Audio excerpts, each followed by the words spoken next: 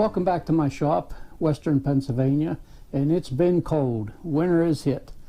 We had an inch of snow, the next day it was gone, more snow, a little bit on the ground now, but it's been down in the low 20s during the night. The days get up, maybe 25, 30. That's going to be for the next week. And I acquired another drill press. I acquired it, and what had happened was I took it apart to bring it over here, set it up, and then the light wouldn't come on under here. There's a bulb up in there. So what I found out was if you put the motor on, the light would work. Well, when the motor's off, the light won't work. Well, you need the light to line up where you're going to drill. So I tore into that, and the switch, this switch for the light, they weren't using.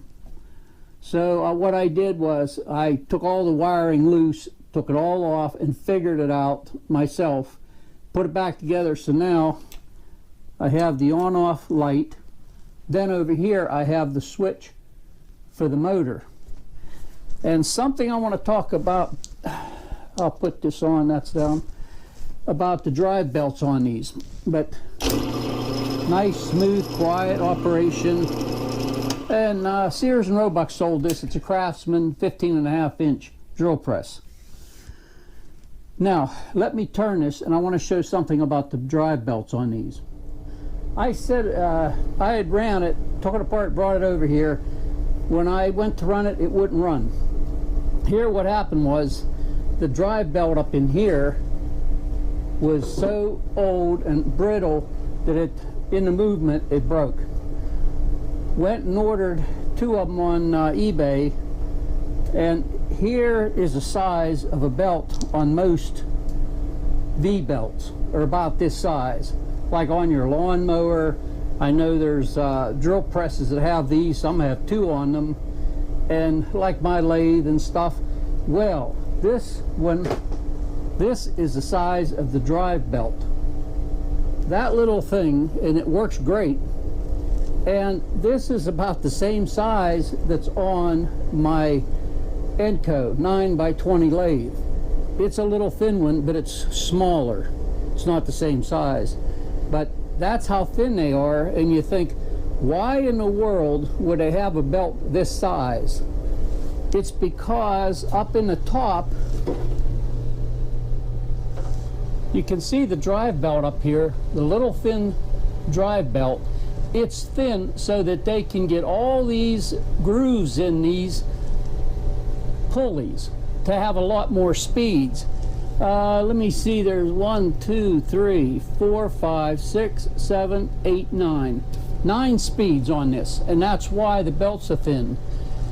Now most of them that have the big belt, they'll have a big bolt in here that pushes the motor back to tighten the belt, and it's left there.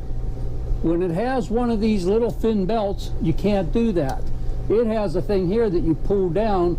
Now that pushes back at a certain amount. Then when you're done using the drill press for say the day and you're done with it, you take this, move it up, and pull the motor towards you so that that belt don't stretch while it's setting. Keeps it from stretching. There's a bolt here that you loosen, and you can move this, slide it back and forth for more tension. Once you have it set, you can just pull that down and it pushes on it. Then when you're done, pull it up. I always pull this back a little bit. You don't really probably have to, but I pull it towards me for the night, you know, and I'm not going to be using it if I'm done using it for the day. And that way, that leaves tension off your belt. My Enco lathe is the same way. You have to take the tension off the belt or it'll stretch. So that's why that's made like that. And this hood just comes down over it. When I want to use it, put it in there, turn it on, shut it off. Now if I'm working and working, I don't have to take this off. It's just when you're completely done for the day and you're not going, you know, you're not going to be using it, you got to remember, take the tension off the belt. This drill press is a pretty heavy drill press. It's beautiful, wide, big base, and you can loosen it and turn the table. The table does not turn this way. You cannot turn it. On the back there was something at one time on it, because there's a big hole with threaded and 5 little holes. Like, I don't know exactly what was on it.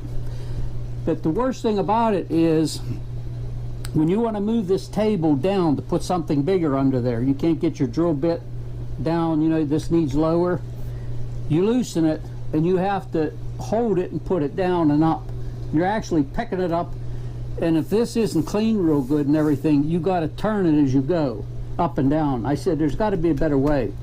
Now they make things that you can bolt on here and use it for your table, but they're expensive. I want something I could come up with, and I had everything I needed except one part. I went to Harbor Freight and got it, and I think it was like 25 bucks. I'm trying to figure putting something under here to lift it up and down. So I come up with the idea of a jack, car jack, and what I did was, you can see right up here, this has like an open part. Well, I machined this pin on the lathe, and then I tapped it down in there and spot welded it, because the way the channels are up under the table, there's 2 channels. This will go right between them to lift, and I'm going to put it back here about right in this area. You don't want to lift it out here because it, you know, cocks this way and then you can't get it up. You want it back here, right in here someplace. And I looked on YouTube and I seen a lot of ways to do it. I kind of like this. And then I welded a bolt in here. I put the nut on because it was bigger than the head of the bolt. I put the nut in there because it just about fit, and I made this as straight as I can in line with this. So when you I can put my power drill on there to run this up and down, and I don't want it wobbling too much. So get the drill and put on it. There. Now I have mine on low speed. It has a fast and low, and I just hit it easy. You don't want to go real fast with it. Takes it right up and down. Now, to make it work on this pipe down below the table, I don't want to weld anything, modify it, or do nothing like that on this drill press. I always like to make things that I don't have to modify the thing itself. And I'll show what I come up with for that. First of all, on this pipe that comes down, and it's heavy, for holding the table and the head up there, there was a band. It was just laying down there loose, so I brought it up to here, close to about where I want it.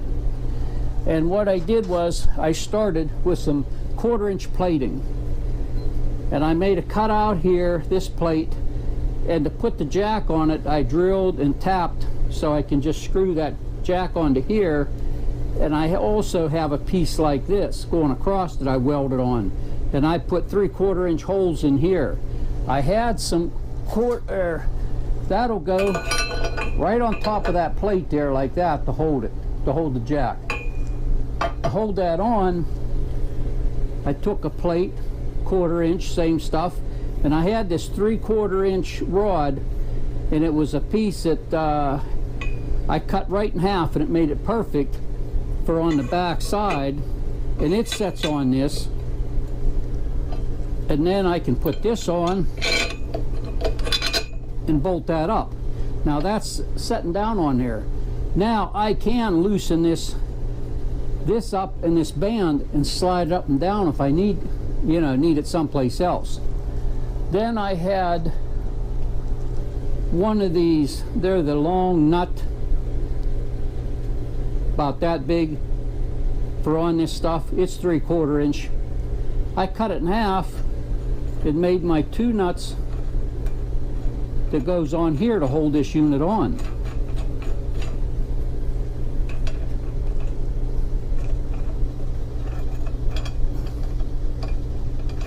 There. So let me get this bolted up, put the jack on it, and go up under. Make sure this works right. It goes up and down with the table. Once a table, you have it adjusted where you want it, then you can lock it. It has a lock to hold it there, and it'll be really substantial. So let me put this together and everything and try it. Then I'll have to take it back apart and paint all this. So now to test it, I have it all set up. I put the drill on it. I have the lock for the table loose. So now I should be able to run it up or down, whichever way I want.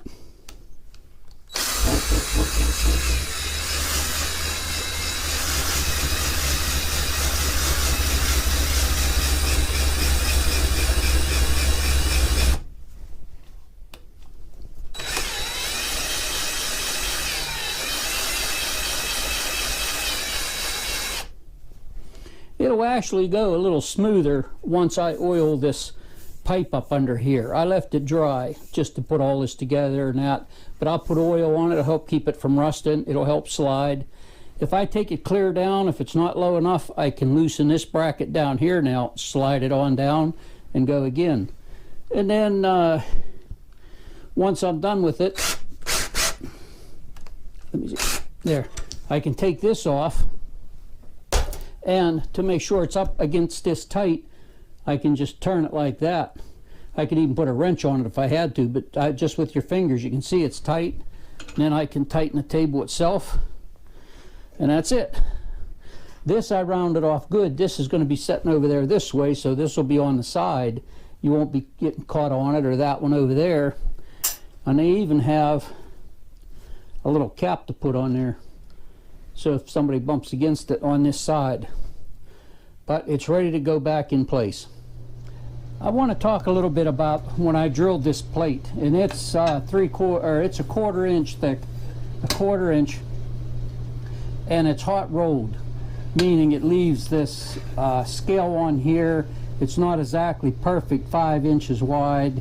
It's close to it, but that's a process of making it. You can see how I cleaned it off so I could cut my part and then weld it. You have to get this scale off to really do a good weld job. And if you're going to be cutting holes in metal, something as big as I had to cut 3/4 inch, you want a good set of metal drills, DeWalt. I put this on here. And I showed Lois, touch these, you die, because I told her, you don't take these for junk stuff. These are good, expensive drill bits. And I think they only go up to 1/2 inch. I'm pretty sure, let me see. I don't know where they put the number back here. Yeah, 1/2 inch. I needed 3/4. So I have a milling machine, and a lot of guys don't have a milling machine. Well, you can buy one of those like I had got I got mine used for 500 bucks, and then I put the digital readout and all that on. But I mean, you know, you buy a lot of tools expensive. That ain't bad for 500 bucks. And new, they're probably 700 or 800, and then by the time you get the vise and all that stuff, you might have $1,000 in it. But if you have that, you'll see a lot of guys that have them have this box with these end mill cutters, and there's 20 in a set. And I've used them different ways, and I've really come up to the way I like to use them. So to put a 3/4 inch hole in, this is the one I'm going to be using, but I start out with a small one. I think I started with this one here. Now there's 10 here, and they have 2 cutters on them. The ones in the back row have 4 cutters. Now the 4 cutter right in the center, it's a little harder, I found, to drive the first hole in with those 4 cutters. So what I do is I use these 2 like this to start. I started that. Now once I have this hole down through there, because it cuts better, then I jump over and start using these. And I think I used this one, maybe this one, and then the big one. Now the sizes here, you got 5 of them that are 3/8 inch shanks. You have 5 here and 5 here. So that's going to take 1 collet. Well, when you jump up into one of these, it's a 1/2 inch shank, another collet. These 4, 5/8. Then your final one is 3/4. And milling machine has, I got a whole set of collets, and there's all those sizes in there. 3/4, 5/8, 1/2 inch. But I definitely use the 2 cutter one for the first hole. It seems to just go better for me. Then I come over here and I can use all these. The 4 cutter would be better. Now, in using these, you want to use the small end cutters. My milling machine has low and high speed. I put it on high, and I go like with this one here, about 1,000 RPMs. And what you have to do is put some pressure on it. It's, you know, you have to make it cut. Now, when I get up in here, maybe to this size or even this size, but especially up here and on this last one, I put it in low speed, and I run this about 350 RPMs. And it seems to just cut down through it really nice. It might rumble a little bit at first, you know, when you cut, and then it'll just smooth out and it'll widen that hole bigger. And I had 2 plates clamped together so I could make those holes the way I wanted. And it worked great. Now, if you're just using the drill bits or whatever, you have to slow your RPMs down for big metal like that, thick, hard metal. You know, it's kind of hard. And here's the kind of cuttings you want to go by. If I'm using this good set here, and just for the showing of it, I'll take one out and say I'm going to make it a 1/2 inch the whole way. You have to have cuttings coming out looking like these stringers. Then you know you got your RPMs low enough and you're pushing hard enough. You don't want cuttings like these over here, these little crumbly ones. You want to have cuttings like that. And you'd want to run this about 350 RPMs. And then if they're coming out like that, push a little harder and get the stringers going. Put a little bit of cutting fluid on it. And you'll see the difference. And it helps your blades aren't getting hot, because I've used these and you see they're not like discolored up here from burning, getting hot. And a lot of times you put a little cutting fluid on it, will smoke a little bit. I'll back it off and wait a little while, let it cool down. It ain't gonna hurt. But it helps your drill bits really last a lot longer.